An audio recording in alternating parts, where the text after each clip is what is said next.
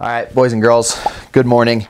We got a full-blown breakdown of a specific event that happened to me over the past 6 weeks. I'm actually on week 6 recovering from a distal fibula fracture, which, first of all, your fibula is the almost non-weight bearing bone in your leg, not the gnarly big one, not the tib, but the fib. And I got O.R.I.F, open reduction internal fixation. I got like 9 screws and a plate on my distal fibula on the bottom, and I learned so much in the past 6 weeks. I waited so long to film this video because every week I learned more things that I wish I knew week 1 post-surgery. So basically what this video is going to be is just me breaking down as many things as I can to explain to you guys specifically who go through this exact same thing as me. And I'm assuming an ankle fracture, aka an ankle break, would also be the exact same thing recovery wise.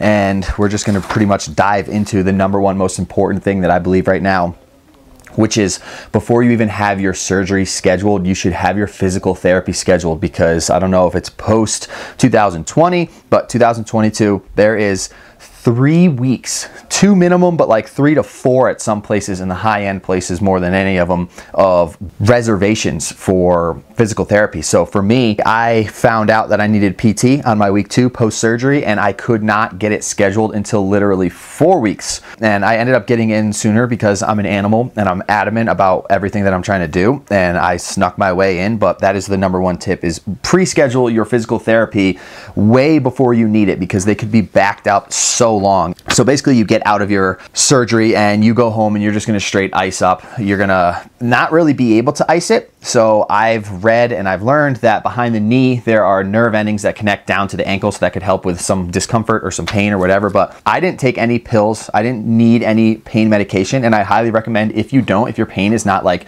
so excruciating to the point where it's a necessity, feel your body and listen to the things that it's going to be telling you. You're going to need to elevate it such an extreme amount that I can't even explain it with words. For me, my swelling didn't go away dramatically for 2 to 3 weeks. So expect to have your foot above your heart 95% of the day. 10 to 30 seconds max of getting that thing down below and crutching around, and you're going to feel it swell up and legitimately feel like it's going to explode. And you'll see how crazy I am at the end of this video. I kind of filmed a vlog of my first week, but dude, just plan on staying at home, post up, have your family there, have your friends there. The most critical thing that you can do, besides kind of involving yourself in like light and photons from the sun and nature and all that, and rest, family and food, is just like having the loving, helpful people around you that are going to legitimately do everything for you, because you're not going to be able to do 95% of the things that you want to do. Even a lot of things that are really going to help improve your recovery and excel your healing process, you're not going to physically be able to do yourself. So make sure that you've been a good person and that you have some good friends near you that can take care of you and cook food for you, and get on your homework game. You're going to want to start reading. You're going to want to start studying. You're going to want to figure out ways to occupy your time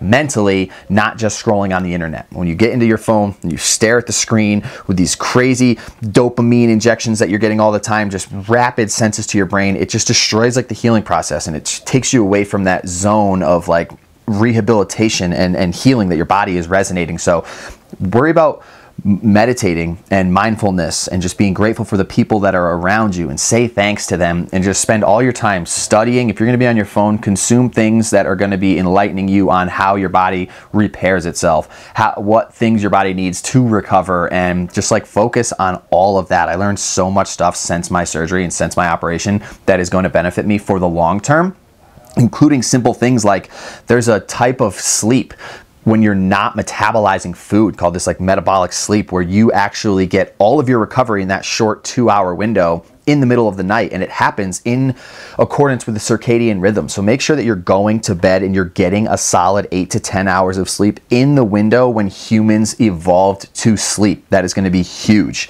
And just don't really worry about the swelling. And I also discovered that there's specific types of pain medication that's not prescription, that isn't Tylenol, that is really bad for inflaming and causing swelling and causing the thinning of your blood. So make sure that you only take Tylenol if you're going to even take anything. I specifically did not take any of my pain medication, and day 2 going to sleep, I took 500 milligram of Tylenol because I knew that it was going to help with a little bit of the inflammation. So do your homework, keep it elevated, ice behind the knee, order a level up boot, which is this thing right here, because your hip is going to start getting completely out of place. And I will even leave in the description the Amazon link for that, an Amazon link for a pillow, a knee pillow that is just so proper to hold your knee up and actually have comfort. You're gonna need a lot of pillows. You're gonna need a lot of just like water and supplements and nutrients, and that goes back to just studying all of the things that you want to take to help your body heal and learn how the body heal and how long the process is, so that you can respect it and be grateful for it and just kind of be aware. It's your body. You want to learn what's going on inside of it. So don't take unnecessary medication. Get food, supplements, light, sleep, read, hydration, family, rest, elevation. Do not fast. You don't want your body to be deprived of anything. You don't want it to think that it's in a famine or a scarce type of situation with scarcities. You want it to just be 100% filled with all of the nutrients, all of the essentials that it needs, from the gut bacteria. There's supplements you can take for empty stomach and things that are going to fuel your gut. That's going to help with the antibiotics that you get from the surgery, digestive enzymes that help with the scarring, things like fish oil and turmeric that are actually going to create inflammation by increasing blood flow to it. You might want to be suspect about overdoing. I was eating so much grass-fed ribeye. Make sure all of the food that you're eating is organic. All of the animals, if you're eating animal-based meals, they are going to be from animals that lived an insanely positive, happy, healthy lifestyle that are going to actually show that and possess that in the nutrient complex of the food. So just accept where you're at, feel the pain, eat proper, be on your mindfulness and your meditation. Don't move that much. There are some things that you can do, which is basically while you're chilling, you can do leg raises to keep the atrophy going. You can do isometrics. I wouldn't honestly for the first week trip over any of that too hard, but there are some things that you can do to tighten your quads and to tighten your hamstrings just to keep the activation going. They make stimulus machines too that you can put these little stimulus on your legs. I bought those as well, and then you can just kind of turn up the amperage and it just sends an electric pulse to your muscles, which doesn't actually activate them, but it just keeps basically the synapses able to fire so that when you do come back, your atrophy is not that gnarly. Do some prayers. If you're a religious person, do some freaking gratitude, you know, say your thanks and like just accept that where you are is where you are because you are there and you can't do anything to change it, but you can try to do some things to help escalate the process, like breath work, which is basically focusing on inhalation because it's going to increase the amount of oxygen in your blood, which is going to increase the amount of red blood cells and the nutrients that can all go to help your injury. Day 5, I'm claiming I got a way better night of sleep. The swelling went down a bunch. There was a lot less blood that felt like it was filling it, and I could feel a lot more of the sensations. And that's why I want to tell you guys to like take photos so that you can actually see the progress, and don't worry about quick progress. Just tiny little increments of progress is what's going to keep you motivated to keep doing the things that you want to do. But in the long run, that's going to be more like week 2, 3, 4 as you get back into your PT. But journaling, taking photos, that will help with your mental state when you look and you think you're getting no progress, and then you actually look 3 days prior and you're like, wow, that thing looks like an absolute cantaloupe. On day 6, I also started getting insane cramps. My ass was hurting so bad. The swelling was kind of hard to accept mentally. And there's just so many things that I wasn't able to do that I wanted to do. And it's just like all goes back to focusing on your mental and making sure that you're on point. But then also on day 6, after day 5, the swelling went down. Day 6, the swelling got a lot worse for some weird reason. My leg started to get sore and my calf was like insanely tender. Started overthinking it, started overstudying stuff, started thinking about blood clots. Have I been moving too much? Am I not moving enough? And then I kind of realized that at my age, with the amount of movement that you're doing, which I do want to also throw in there, that you want to move every hour regardless of how much the swelling is or the discomfort or the pain or anything. You want to keep your legs moving and pumping because your lower extremities don't have that natural pumping that your heart does for all of your upper extremities and like sending blood flow to all of these limbs. You don't have that in your legs, so the only way to pump blood out of them is by doing little calf things or toe things and kind of activating like your Achilles that pumps that blood back up and out. And just simply getting up and getting down and just squiggling your knees and your hips and doing foot pumps and everything that you can is the only way that you're going to help that. But if you're young, healthy, athletic, the chances of you getting blood clots are so minimal. And I also ended up discovering and learning so many things on that overthinking process that I have, which is where I learned about the metabolic process of sleeping and the recovering and all this. And if you're taking a lot of supplements and vitamins and things like that, for me, and researching new things that you want to take every couple days, make sure you just flush your system and just do like a solid day off so that you can give your body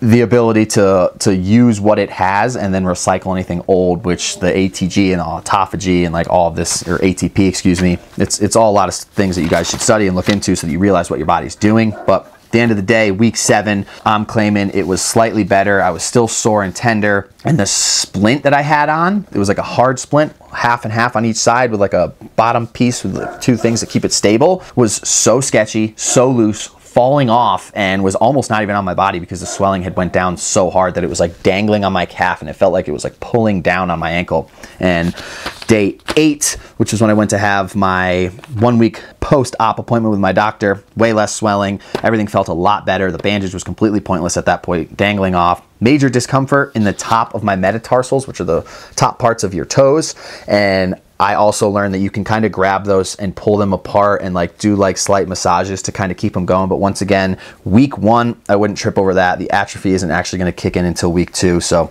just be grateful for where you are and try to do as many little toe workouts or stretches as you can. You can do light core, but you just kind of want to accelerate your heart rate a little bit, not too much, you know, 100 to 120 in that like good range there where you're like helping fat burn and you're like keeping your metabolism and everything going, but you're not actually like stressing your body super hard. So that is basically week 1, recovering from ankle surgery, aka a broken leg, aka a fractured leg, aka a fractured distal fibula, which is your lower outer bone in your leg, which really is like non-weight bearing. It's like, depending on who you ask, 0 to 6 to 8 to 10 to 12 to 16%, but it's like nothing. But just stay positive, stay grateful. I really don't have any mental like setbacks for some reason. I don't know if I've trained myself like that, but just hearing a lot of people's comments and what they have experienced with it, the mental game is the #1 most tough thing. So although week 1 might seem like hasn't really kicked in yet, like you got a long process ahead of you. So just focus on the good things, focus on the people that love you, focus on all the good things that you've had in the past, all of the amazing times when you've used your leg and your body and everything that has ever worked good. You still have your hands, you still have your wrists, your shoulders, you can do like arm stretches, and you can do, you know, neck rolls, you can do a lot of things still, but the #1 thing you need to do is just be grateful for where you are and that you're alive, and remember and know that there's so many people that are in such worst case situations than you. You have a mellow little fracture, you got a routine surgery, and you're gonna be fine. Take your ego out of it, stop thinking that it's like all about us, and just realize that we're all in this together. This happens to everybody. Sometimes it happens to people during these dates or these times, and sometimes it's these dates and these times, and it's just your turn to handle something. You're going to grow more from this. You're going to learn more from this. You're going to be stronger and smarter, and that's all only going to happen if you have the right mindset and you go down inside of you, and when you want to watch TV, you read a book, or when you want to, you know, just like chill and do nothing and scroll on Instagram, you actually read some studies about the body and you take care of yourself, and you just be so aware of the process. That's the most crucial thing that I can say, is like, be aware of your body. Don't just get messed up on drugs. Don't just get, you know, screwed up on social media. Feel into it, breathe into it, be a part of this, and help your body do what it does, which is recover like an absolute warlord. We're straight up chameleons. Your bone is just repairing itself and calcifying, and there's myoblasts and cytoblasts that are doing these insane things and rebuilding bone and then just restructuring it, and in 3 months you're going to be an absolute warlord. So hope this helped out. We got week 2, 3, 4 all going to be dropping in the next couple of days here. Hope you guys enjoyed the video. Subscribe if you're not already. Drop a thumbs up. We'll see you in the next one. Whew. Check this out. Oh, look at me go. Look at me go. Week 6, baby. We're almost out of this thing. Phew.